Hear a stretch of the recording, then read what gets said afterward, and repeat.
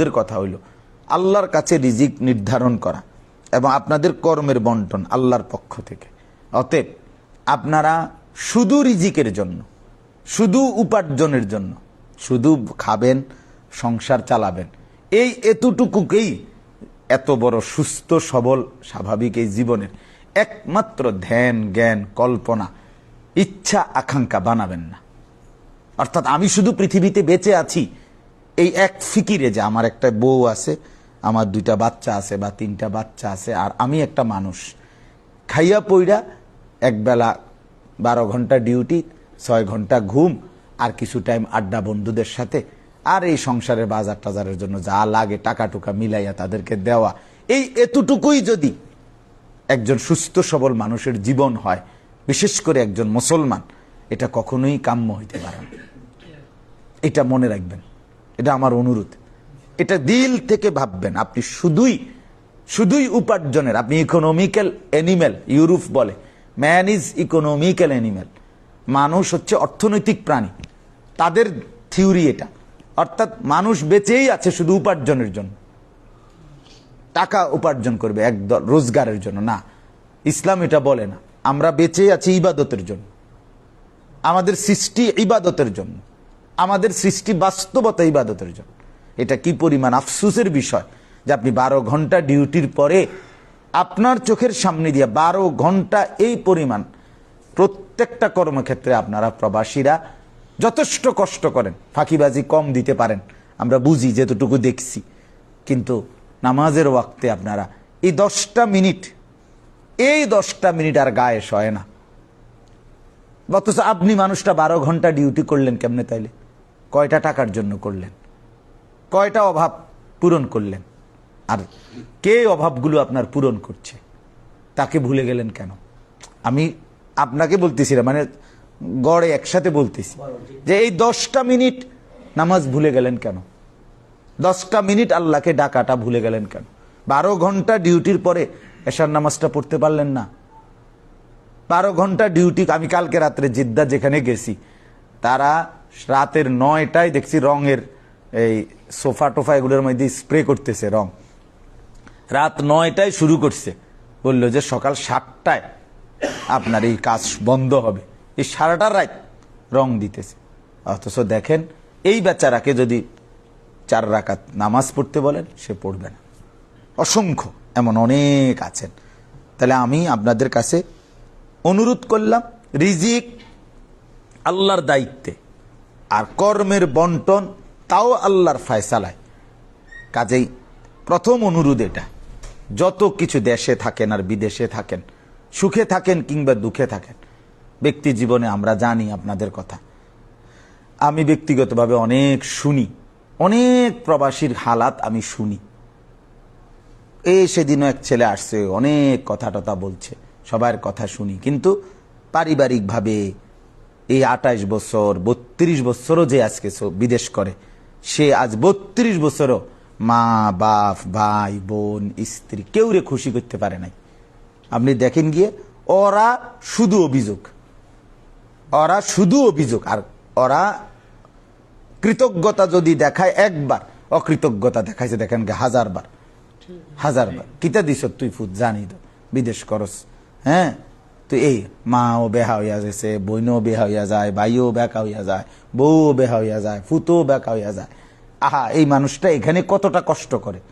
তা এই জন্য আমার কথা হইল, শতভাগ আরো 18 ঘন্টা না 36 ঘন্টা ডিউটি কইরাও কসম খোদার আপনি আপনার সংসারের সকলকে সর্বসময় মৃত্যু পর্যন্ত অথবা বিদেশের পুরা সময়টা তৃপ্ত করতে পারতেন না।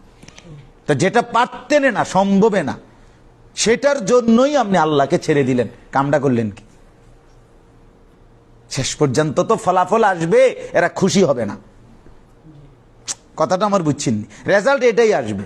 তো এইটাই যেহেতু রেজাল্ট আসবে, তো সেখানে বউ স্ত্রী সন্তান মা বাপ পরিবার এরাও শেষ পর্যন্ত নারাজ হইল, আল্লাহও নারাজ হইল। তা আমাদের কি হইল? কালকে একজন ভাই আমার খুব মায়া লাগছে, হে আমারে জড়ায় ধরে জিদ্দায়, ওই মুসা ভাই, কালকে উনি আমারে বলতে, হুজুর আমাদের কোনো দেশ নাই। মানে আমি বললাম, মানে ভাই? আমরা এখানে থাকলে আমগরে কয় আজমি। বাইত গেলে কয় বিদেশি, তো আমার দেশ কই? কথাটা আমার খুব দিলে, আমি আজকে শায়েখের কাছে বলছি হারামে, মোশতাকুন নবী সাহেব হুজুর আমার যে শায়েখ, হজরতের কাছে আমি এটা বলছি, হুজুর এক ভাই এভাবে আফসুস করে বলছে, মা হুজুর বলছে না ঠিকই তো কথাটা, মানে বিদেশে বাইত গেলে কয় বিদেশি, এনে থাকলে কয় আজমি। তাইলে আপনি হ্যাঁ হ্যাঁ বিমানে যতক্ষণ থাকি তখন কেউ বলে না। যাই হোক, আপনাদের কাছে আমার এটাই মূল কথা, যত কষ্টই হোক আপনারা দুনিয়া তৃপ্ত করতে পারতেন না, দুনিয়া সুখী বানাইতে পারবেন না, আপনিও না, বউ বাচ্চাকেও না, কাউকে না, পারতেন না শেষ পর্যন্ত। আরো কামাই করেও 4টা দোকান না 18টা দোকান দিয়েও পারতেন না। কাজেই এই হায়াতের ভিতরে, এই ব্যস্ততার ভিতরে, এই উপার্জনের ফিকিরের ভিতরে আল্লাহর ওয়াস্তে নামাজ ছাইরেন না। আমার অনুরোধ রইল, আপনারা কোরবান হয়ে যান প্রয়োজনে, কিন্তু আপনাকে মনে রাখতে হবে নামাজ আমার 1 নাম্বার প্রায়োরিটি বিষয়। আমি সংসারের প্রয়োজনের জন্য যাই করি না করি, চাহিদা থেকেই যাবে। আমি আজকে এতবার আসি, প্রত্যেক বছরে আমার নিয়ত থাকে আজ এবার আর কিছুই কিনতাম না, কিন্তু এই যাওয়ার সময় আবারও 2টা লাগেজ আর হয় না, 46 কেজির উপরে জায়গা সবসময় ওজন। তাইলে কেন? দুনিয়ায় অতৃপ্ত এক বস্তুর নাম হলো দুনিয়া। আচ্ছা, শেষ কথা, এজন্য অনুরোধ করলাম নামাজ কষ্ট করে হলেও আপনারা পড়েন, কারণ আপনাদের আর কি করবেন, এলাকার সামাজিক কার্যক্রম, কর্মকাণ্ড, এলাকার খেদমত তেমন কিছু করার সুযোগ হয় না। সারাদিনেই কর্ম করেন, উপার্জন করেন, হ্যাঁ এতটুকু করেন, বিভিন্ন মসজিদে, মাদ্রাসায়, মাহফিলে আপনারা দান করেন, এটা ভালো দিক আপনাদের, কিন্তু এতটুকুই যথেষ্ট না। আপনার মূল আপনারা নামাজ ঠিক মতো শতভাগ আদায় করেন। 2 নাম্বার কথা হইল, আরেকটা কথা, সেটা হলো যে কোনো মূল্যে, যত কষ্টই হোক, যে কোনো মূল্যে যারা বিবাহ করেন নাই শতভাগ দিনদার নারী বিবাহ করবেন। যারা বিবাহ করছেন যে কোনো মূল্যেই বিবাহিত ভাই আপনার স্ত্রীর দ্বীনের প্রতি হাল ছেড়ে দিয়েন না, হাল ছাড়বেন না।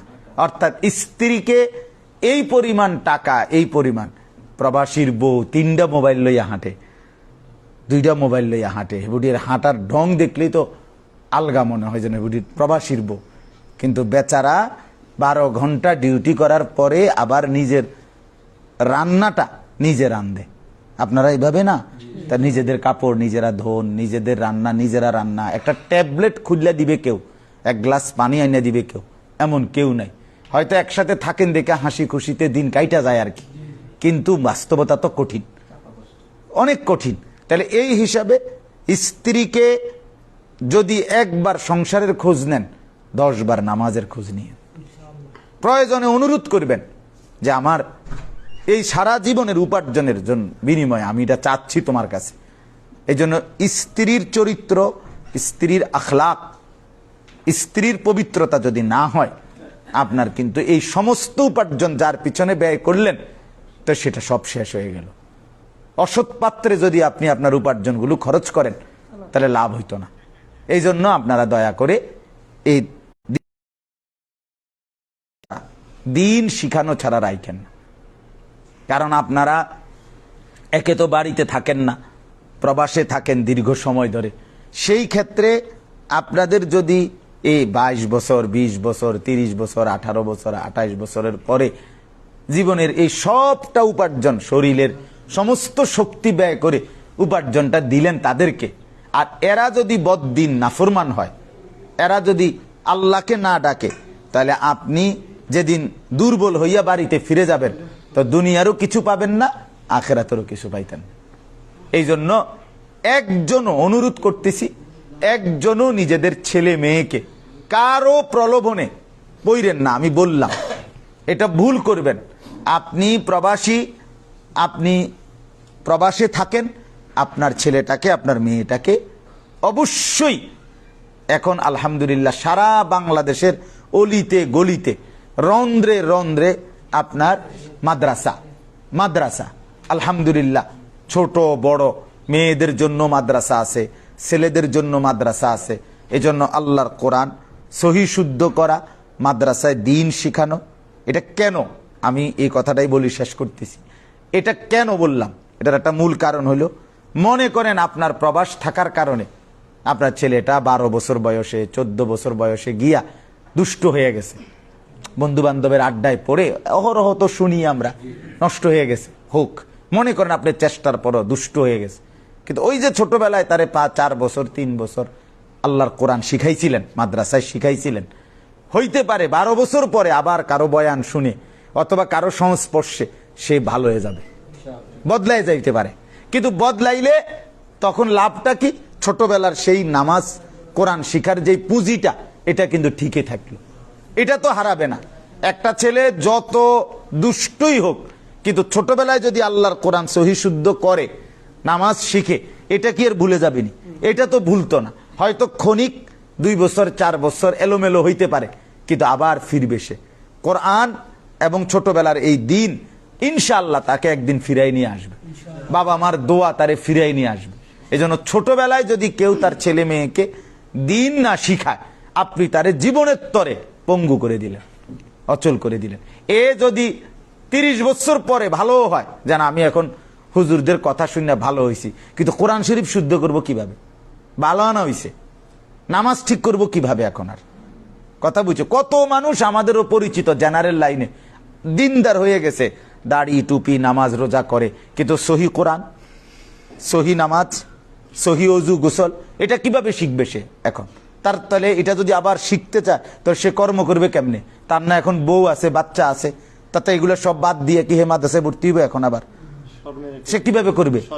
হ্যাঁ, আবার সংসার চলবে কেমনে? তাইলে লজ্জা শরমেরও ব্যাপার আছে। এই জন্য আপনাদের কাছে আমার এই 3 কথা। 1, আপনারা রিজিক আল্লাহর পক্ষ থেকে বরাদ্দ করা, কর্ম আল্লাহর পক্ষ থেকে কি করা? বরাদ্দ করা। অতএব আপনারা এই বরাদ্দকৃত বিদ্যুৎ